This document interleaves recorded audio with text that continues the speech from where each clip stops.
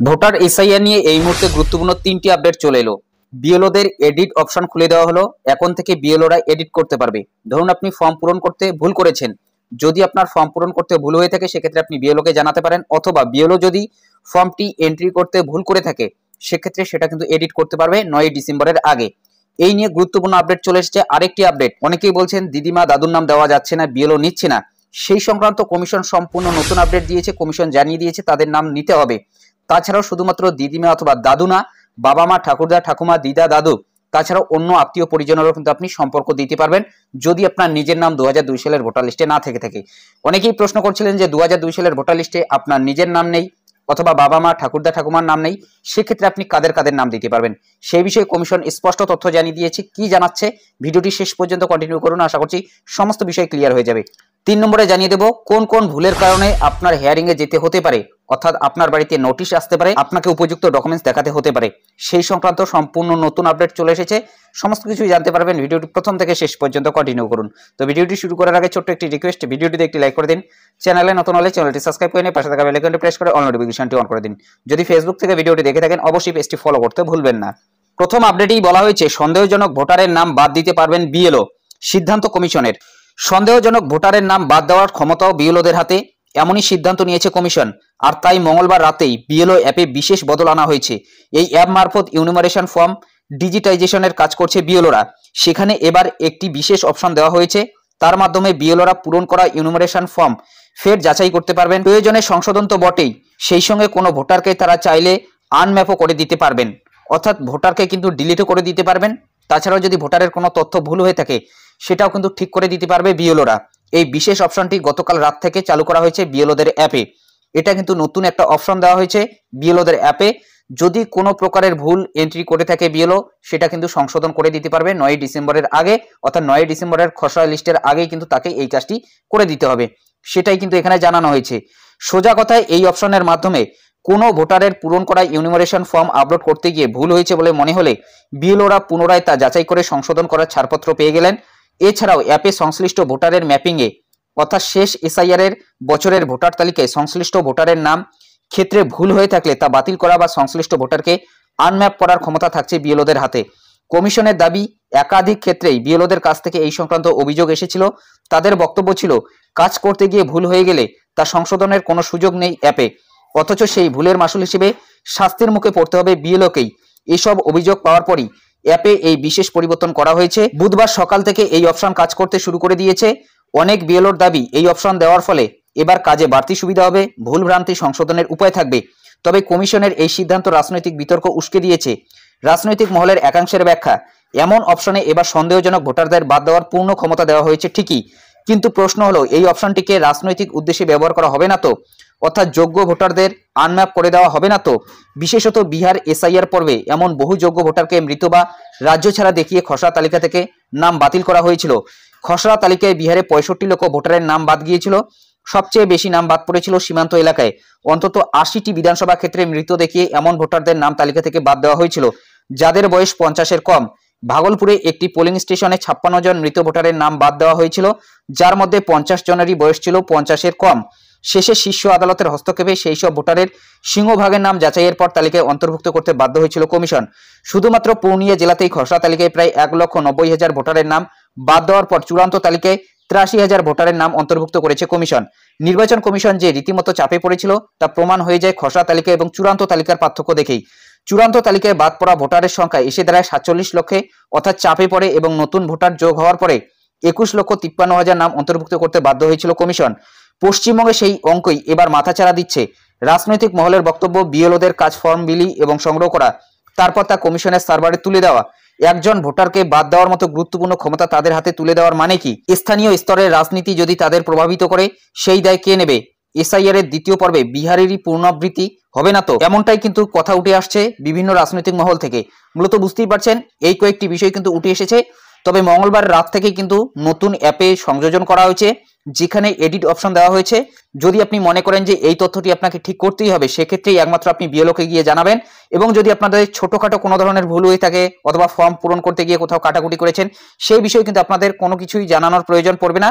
একটু পরেই কিন্তু আপনাদের আমি ক্লিয়ার করে দিচ্ছি যে কোন কোন ভুলগুলো হলে আপনাদের হিয়ারিং এ যেতে হতে পারে।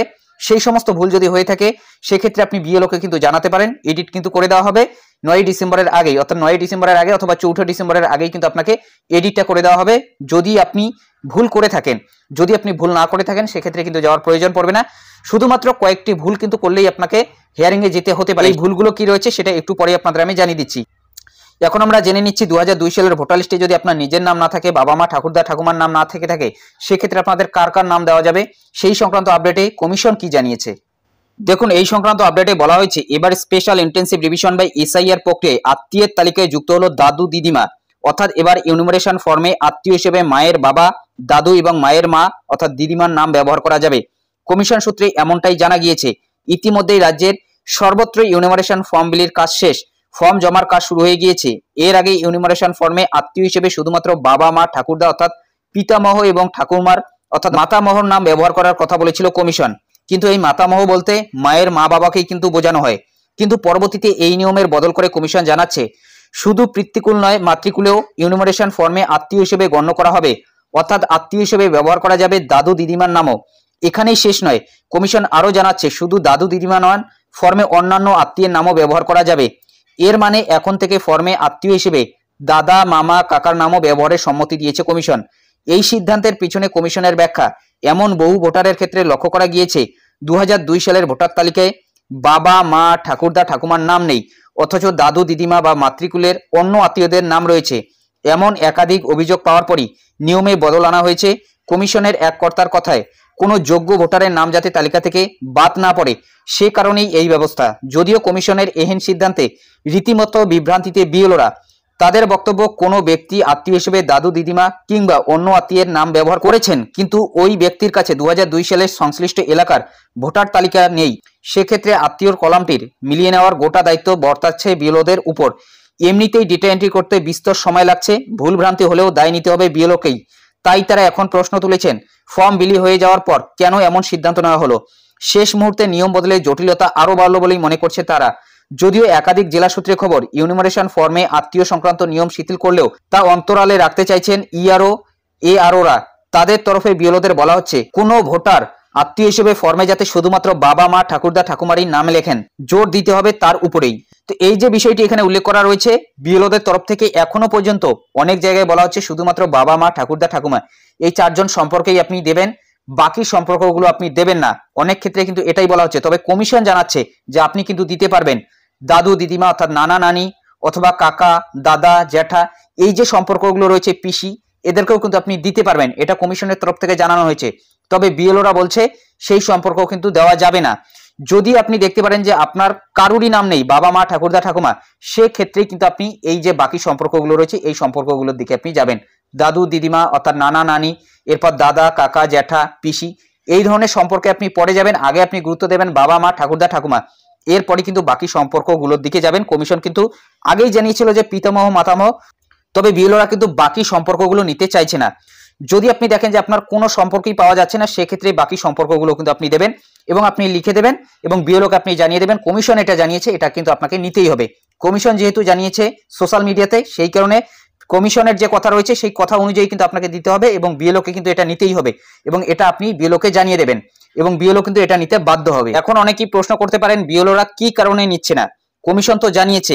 কমিশন জানা সত্ত্বেও বিএলওদের অ্যাপে কিন্তু সেই ধরনের কোনো অপশন দেওয়া হয়নি যে দাদা কাকা জ্যাঠা এদের যে সম্পর্কটা আপনার সাথে বোঝাবে তার কিন্তু কোনো প্রকারের অপশন এখনো পর্যন্ত দেওয়া হয়নি।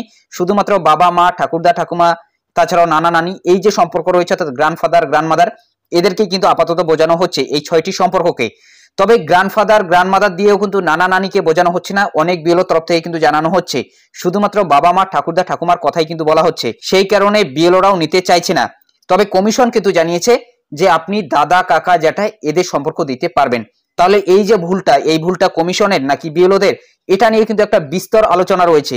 কমিশন কি এই বিষয়ে কোনো প্রকারের লুকোনো ছাপানো করতে চাইছে, সেটাও কিন্তু একটা বড় প্রশ্ন থাকছে। কমিশন সোশ্যাল মিডিয়াতে এসে বলছে দাদা কাকা জ্যাঠা বাকি আত্মীয় সম্পর্ক দেওয়া যাবে, তবে বিএলও কিন্তু নিতে চাইছে না।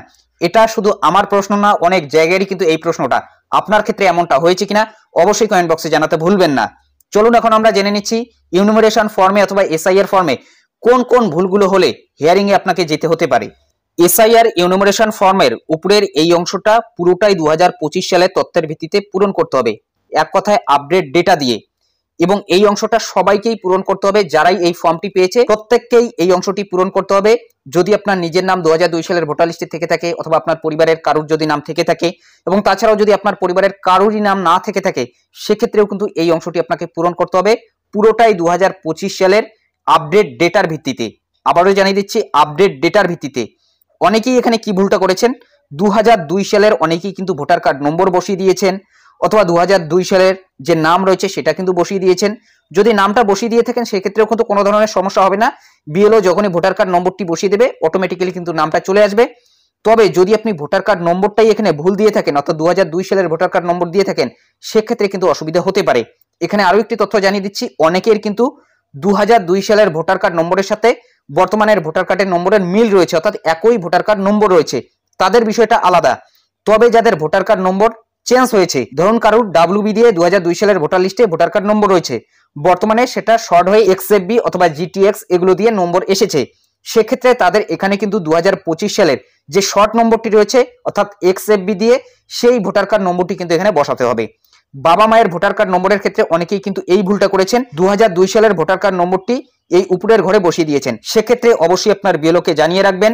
তবে বিএলওকে কিন্তু বর্তমানে আপনি চাপ দিতে পারবেন না, বিএলও এডিট করতে পারবে, তবে বিএলওকে কিন্তু সময় দিতে হবে। বর্তমানে বিএলওর অনেক কাজ রয়েছে, আপনি যে ফর্মগুলো দিচ্ছেন সেই কাজগুলো বিএলওই করছে, সেই কারণে আপনি সুস্থ মাথায় জানাবেন, বিএলও কিন্তু সময় করে সেই কাজটি করে দেবে। অর্থাৎ বিএলওকে কিন্তু আপনি চাপ দিতে পারবেন না, কারণ আপনি ভুলটা কিন্তু করেছেন, সেই কারণে বিএলওকে আপনি বুঝিয়ে বলবেন, উনি কিন্তু সময় করে আপনার কাজটি করে দেবে, কারণ ওনার বর্তমানে অনেক কাজ রয়েছে। এই জিনিসটি আপনি মাথায় রাখবেন। যদি এখানে আপনি 2002 সালের কোনো তথ্য দিয়ে থাকেন সেক্ষেত্রে কিন্তু সমস্যা হতে পারে। তবে আবারও জানিয়ে দিচ্ছি, অনেকের কিন্তু ভোটার কার্ড নম্বর 2002 সালে যেটা ছিল বর্তমানেও সেটা রয়েছে, সেক্ষেত্রে সেই বিষয়টি আলাদা, অর্থাৎ তাদের কিন্তু কোনো ধরনের সমস্যা না। তবে যাদের ভোটার কার্ড নম্বরটা পরিবর্তন হয়েছে কিন্তু আগের ভোটার কার্ড নম্বরটি দিয়েছেন, সেক্ষেত্রে কিন্তু অসুবিধা হতে পারে এই ঘরে। এবং নিচের যে ঘরগুলো রয়েছে পুরোটাই কিন্তু 2002 সালের তথ্যের ভিত্তিতে দিতে হবে, অর্থাৎ 2002 সালে যে তথ্যগুলোই ছিল সেই তথ্যগুলোই কিন্তু আপনাকে দিতে হবে। এবং আরেকটা বিষয়, অনেকের দেখবেন এই বিধানসভা অথবা অংশ নম্বর ক্রমিক সংখ্যা এগুলোর ক্ষেত্রে ভুল করে দিয়েছে। ধরুন আপনি এই অংশ নম্বরের জায়গায় 23-এর জায়গায় 24 করে দিয়েছেন, তাহলে কিন্তু আলাদা অংশ হয়ে যাচ্ছে অথবা আলাদা পার্ট বোঝাচ্ছে, অর্থাৎ আপনার কিন্তু নামটা সেই পার্টে থাকছে না। সেই কারণে যদি আপনি অংশ নম্বর, ক্রমিক সংখ্যা, বিধানসভা ক্ষেত্রের নম্বর এগুলো ভুল করে থাকেন, সেক্ষেত্রেও কিন্তু আপনাদের অসুবিধা হতে পারে অথবা আপনাদের কিন্তু হিয়ারিং এ ডাকা হতে পারে, কারণ আপনি এখানে যে তথ্যটা দিচ্ছেন সেটার সাথে কিন্তু ম্যাচিং অথবা ম্যাপিং হবে না। এক কথা এখানে কিন্তু ম্যাচিং অথবা ম্যাপিং করা হচ্ছে। যদি এখানে আপনি পরিবারের কারুর তথ্য দিয়ে থাকেন, সেক্ষেত্রে সেই তথ্যের সাথে আপনার কি মিল রয়েছে সেটাই কিন্তু খোঁজা হবে। সেই কারণে এখানে যদি আপনি কোনো ধরনের ভুল তথ্য দিয়ে থাকেন, এই বিধানসভা ক্ষেত্রের নম্বর, অংশ নম্বর, ক্রমিক সংখ্যা, সেই ক্ষেত্রেই কিন্তু আপনাদের হিয়ারিং এ ডাকা হতে পারে। সেই কারণে বলছি, যদি আপনাদের এগুলো তথ্যের মধ্যে কোথাও ভুল হয়ে থাকে, অবশ্যই আপনি 4 ডিসেম্বরের আগেই বিএলওকে জানিয়ে রাখবেন। এবং বর্তমানে বিএলওকে কিন্তু আপনি চাপ দিতে পারবেন না, আবারও এই কথাটি জানাচ্ছি, কারণ বিএলও কিন্তু বর্তমানে আপনি যে ফর্মগুলো দিচ্ছেন অথবা আপনারা যে ফর্মগুলো দিচ্ছেন সেগুলো অনলাইন এন্ট্রি করছে, সেই কারণে ওনাকে আপনি বুঝিয়ে বলে আসবেন, উনি কিন্তু সময় করে সেই কাজটি করে দেবে। এই কয়েকটি জিনিস আপনি মাথায় রাখবেন যাতে এই কয়েকটি জিনিসের মধ্যে ভুল না হয়, এই বিধানসভা ক্ষেত্রের নম্বর, অংশ নম্বর, ক্রমিক সংখ্যা এবং তাছাড়াও যে ভোটার কার্ড নম্বরগুলো রয়েছে এই ভোটার কার্ড নম্বরগুলোর ক্ষেত্রে। তো এই কয়েকটি জিনিসই কিন্তু আপনাদের জানানো ছিল, অবশ্যই আপনারা এই জিনিসগুলো মিলিয়ে দেখে নেবেন। যদি আপনি ফর্মটি জমা করেছেন, একটি ফর্ম কিন্তু আপনার বাড়িতে রয়েছে, অবশ্যই এই জিনিসগুলো আপনারা ভালো করে মিলিয়ে দেখবেন। যদি কোথাও ভুল হয়ে থাকে অবশ্যই কিন্তু আপনি বিএলওকে জানাবেন 4 ডিসেম্বরের আগে। তো এটাই আপডেট দেওয়া ছিল। এই বিষয়ে আপনাদের কি মতামত? যদি ভিডিওটি ভালো লাগে একটি লাইক করে দেবেন, চ্যানেলে নতুন হলে চ্যানেলটি সাবস্ক্রাইব করে নিয়ে পাশে থাকা বেল আইকনটি প্রেস করে অল নোটিফিকেশনটি অন করে দেবেন। যদি ফেসবুক থেকে ভিডিওটি দেখে থাকেন অবশ্যই পেজটি ফলো করতে ভুলবেন না। তো ভালো থাকবেন, সুস্থ থাকবেন, দেখা হচ্ছে নেক্সট ভিডিওতে।